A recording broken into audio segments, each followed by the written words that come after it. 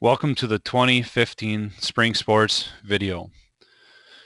We will be doing a video to help save you some time. The goal is to give some flexibility to you to watch this when you are able to, so that you are not scheduled down to one specific night where you need to be here at school. All parents and participating students should watch this video. There is a form that you will need to sign to let me know that you and your child did watch this video. Again, this is done with the hope to alleviate some stress to the parents to attend a meeting here at school. To jump into our agenda for this evening, first we will review the policies of our athletics. The philosophy of our athletics is to create student athletes that can use their God-given abilities as best they possibly can. We are not here to create Division I athletes. We are here to give every child an opportunity to participate in interscholastic sports regardless of their ability. Our coaches will do the best they possibly can to help these students to grow in their athletic abilities. Team requirements are very important. School sports come first. Traveling leagues should come second. This especially can become an issue in the spring when spring volleyball, soccer, baseball, and softball are going on. If there is a conflict between your traveling team's schedule and St. Mark's, we ask you to choose one, not necessarily both. This is encouraged to prevent students from missing games or practices for either team, whether traveling or St. Mark's, as well as then to remain faithful to their coaches, teams, as well as themselves. As noted and new this year, any missed games or practices for an outside team of St. Mark's will mean removal from the St. Mark's team. Uniforms will be handed out by me prior to the first track meet and or games. They should be washed regularly and hang dry. That is especially important for the track uniforms. If their track uniform or softball uniform is in need of repair, please let me know. I appreciate your willingness to help, but check with me first.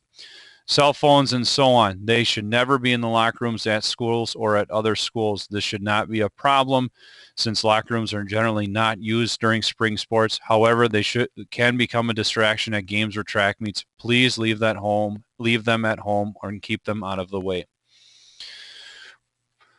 Forms and fees must be in before any child is able to participate in any practice, meet, or game. You will receive notes from me if your child is missing a form or fee.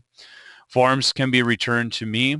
Extra copies are available in the school by the Commons, or you can also download them from the school athletic website. Fees can be taken care of through the school office. Any questions about fees can also be directed to the school office. Communication is very important to make this relationship work between the parents, the students, and the coaches. Coaches will be sending home a letter at the first practice of the season outlining guidelines, welcoming them, as well as contact information for the coaches. You will not want to lose that letter. You can also keep track of things on the school website for athletics that's maintained there. That includes things such as updates, tournament schedules, and practice schedules. Communications that will come from me will be done via email at that email address. School will also be making use of One Call Now. That is a new program that will be different than the one used for fall and winter sports. We will not be using Remind anymore due to our subscription for One Call Now. To receive text message alerts, you must opt in to do that. You can see the 3 steps listed below. That needs to be done. I will create a list based on those people that have signed up. You will automatically be enrolled for email notifications and phone notifications. Text message notifications must be done prior to the season starting to ensure you are actively engaged in that list. There are several volunteer opportunities that need to be accomplished during spring. Track, it's important that the 2 track meets that St. Mark's participates in. At both those meets, St. Mark's is responsible for running the softball throw. I will need help in running the event from parents as well as students. That help includes retrieving softballs, and especially for parents, help needed in marking throws and measuring those specific throws. At softball games, a parent will be needed to help with umpiring the base paths at our home game as well as the tournament in May. I will do the best I can to supply behind the plate officials, but again, your help in calling at the base pass would be appreciated. If a problem is to arise, the model is the same that's followed with fall and winter sports. Head coach first. With a cool head in mind, please approach our coaches, who are more than willing to talk to you. We do ask, though, that you do not come and seek them out after a game, especially after adrenaline has been running high. It is best for you to wait a day to let your mind, as well as the coach's mind, calm down from the event. This is especially true for email and text messages. Sometimes it's a good idea just to sit and wait before clicking the send. And oftentimes the best conversations can be had by meeting face-to-face. If it cannot be taken care of with a coach, then I will be directed to join the two of you or however many necessary in the conversation and try to resolve things. If it cannot be resolved there, Mr. Utek will become involved along with me and those involved. And finally, if necessary, it will go to the Board of School Ministry. Our spring coaches, as you can see there, are listed. We thank them very much for their willingness to help out during this season. Please note that one more track coach would be appreciated. If you are interested in helping out, please let me know. Our teams will be made up of the following. All 5th through 8th grade boys and girls will be involved in track. Currently, there are 27 boys and girls involved in that. Softball, again, is available only to our 7th and 8th grade students. Both teams currently have 12 enrolled for each team.